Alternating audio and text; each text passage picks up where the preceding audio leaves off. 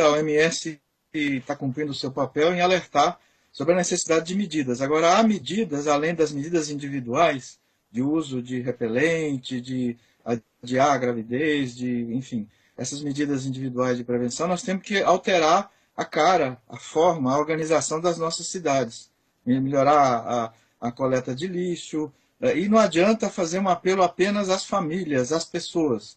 O Estado, o governo, tem que entrar junto de forma integrada e articulada. Agora, doutor, nós já vimos uma epidemia severa no passado de dengue, né? Agora esse mosquito do capeta aí tem não só a dengue, o zika, a febre chikungunya, enfim, traz tudo. Para esse ano, começo de ano, de alguma forma, a partir de agora, o trabalho é aquele que nós já vimos em outras ocasiões, o fumacê lançado em muitas comunidades, além daquela vigilância que cada um deve ter no seu quintal mesmo. Enfim, o senhor falou dessa importância da participação dos governos. Como fazer esse trabalho, doutor?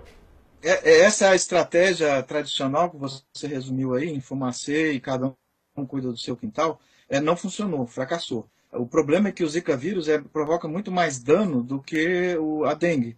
Então o governo tem que mudar a estratégia. Nós temos que gastar, no caso brasileiro, do Rio de Janeiro, São Paulo, Nordeste, bilhões de reais e criar comandos unificados do governo federal, dos estados e da União, gestão e planejamento integrado, para fazer ao mesmo tempo. A principal arma que nós temos é destruir os criadores desse mosquito, do Aedes aegypti, desse mosquito infernal. A vacina demora, nós estamos investigando, trabalhando bastante nisso. Outras medidas para combater o mosquito também vão demorar alguns anos, mosquito transgênico, etc. Então, o que nós temos que fazer é transformar nossas cidades, adequá-las ao ser humano e não ao mosquito. Então, isso exige uma ação muito para além do que foi feito. Não dá para ficar responsabilizando e culpabilizando as famílias pelo vasinho. O problema é muito mais grave. O vasinho no quintal, o vaso com água no quintal de cada pessoa. É uma estratégia de reforma urbana, de reorganização da coleta de lixo, de destruição dos Aedes. E o problema no sistema brasileiro de saúde, da saúde pública, é que nós somos fragmentados. Um município faz, o outro não faz, um faz uma coisa, o outro faz outra. Né? E o fumacê não é suficiente.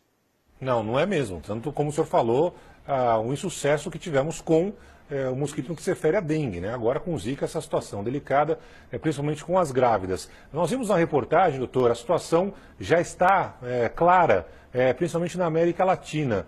O senhor entende que há um risco do Zika vírus, enfim, do Aedes aegypti se transformar num fenômeno mundial ou por causa das temperaturas mais baixas em outros países, isso não deve acontecer, principalmente no hemisfério norte?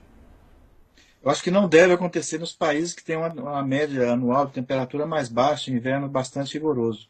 O Aedes aegypti é de regiões tropicais e subtropicais, se adaptou à área urbana, né, aos nossos lixos, o lixo reciclável, móveis, bagulhos, terrenos baldios, os centros das cidades são criadouros imensos, enfim. Então, os países, os países tropicais, subtropicais, o Brasil entre eles, a América do Sul quase toda, a gente tem muito mais risco, muito do que outros países europeus ou regiões mais frias. A África também, então, no caso, poderia ser atingida de uma forma significativa? Pode ser atingida de forma significativa. A infestação do Aedes aegypti ocorre muito rápido. O Brasil chegou a eliminar o Aedes aegypti, ele voltou nos anos 80. Né? A gente eliminou pela febre amarela, mas era uma população muito menor, a situação urbana nossa era muito melhor, a gente tinha menos cidades degradadas, bairros degradados, a produção de lixo reciclável, descartável, PETs, etc., não era a que nós temos hoje. Então hoje a gente tem. O que me preocupa é que esse conflito político no Brasil, essa disputa pelo poder, esquecendo das necessidades da pessoa, está afetando, eu acho que está dificultando a gente articular, integrar. Né? Então nós temos regiões e o enfrentamento tem que ser comum. Cada região de saúde do Brasil tem 400 regiões de saúde. Cada região tem 80, 100 cidades, tem que ser feito ao mesmo tempo, né, com recursos, pessoal, federal, estadual e municipal, e com comando de pessoas técnicas e não políticas, de perfil político partidário.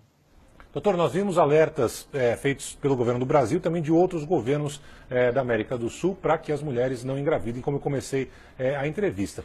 O senhor entende que de alguma forma isso pode influenciar numa curva demográfica, nascimento de bebês? Ou o senhor entende que é algo ainda muito tênue, as mulheres não estão tão preocupadas a ponto de adiar a gravidez? A gente tem a microcefalia, assim, de forma importante no Nordeste, né, em algumas regiões do Nordeste. A epidemia de vírus, a circulação do vírus, a gente não tem comprovação se ele está ocorrendo no Sudeste, no Rio de Janeiro, etc.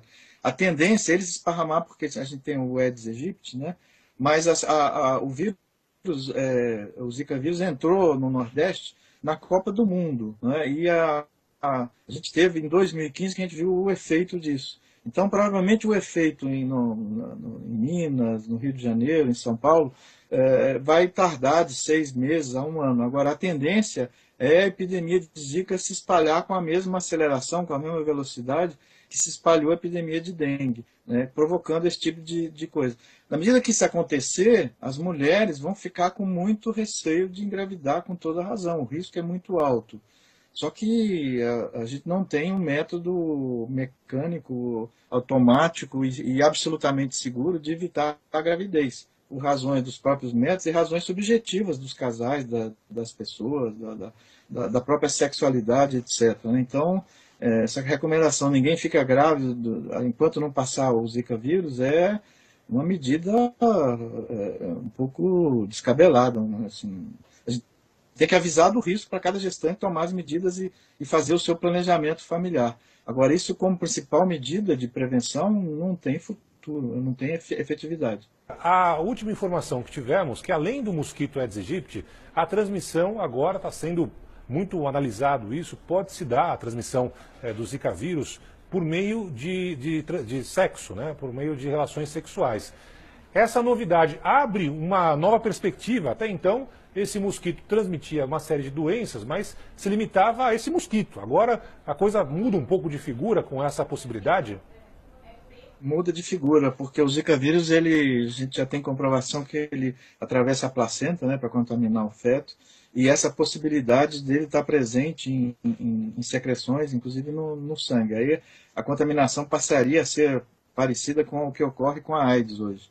Isso multiplica a tragédia e a dificuldade da saúde pública e da sociedade brasileira. Vamos ter que combater um mosquito, né, e voltar a fazer toda a ênfase para a sexualidade responsável, segura, o uso de preservativos, enfim, uma série de medidas que a gente já tem o conhecimento na prevenção da AIDS, e também de vários tipos de hepatite, que tem transmissão sexual também, ou pelo sangue, transfusão, etc., pelo uso de tóxicos por via venosa, né, a aplicação.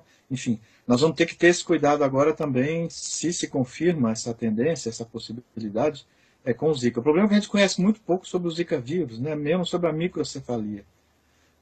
A primeira surto, epidemia de microcefalia, digamos assim, é no Nordeste, né, é o maior número de casos de Zika que a humanidade tem notícia. Os outros foram surtos em outros países, nas ilhas do Pacífico. A gente teve poucos casos de Zika vírus, não deu para avaliar as consequências. O grave é que parece que o Zika vírus, em médio prazo, provoca lesões neurológicas em adultos, lesão do tipo degenerativa, graves, além dessa lesão ao feto, à criança recém-nascida.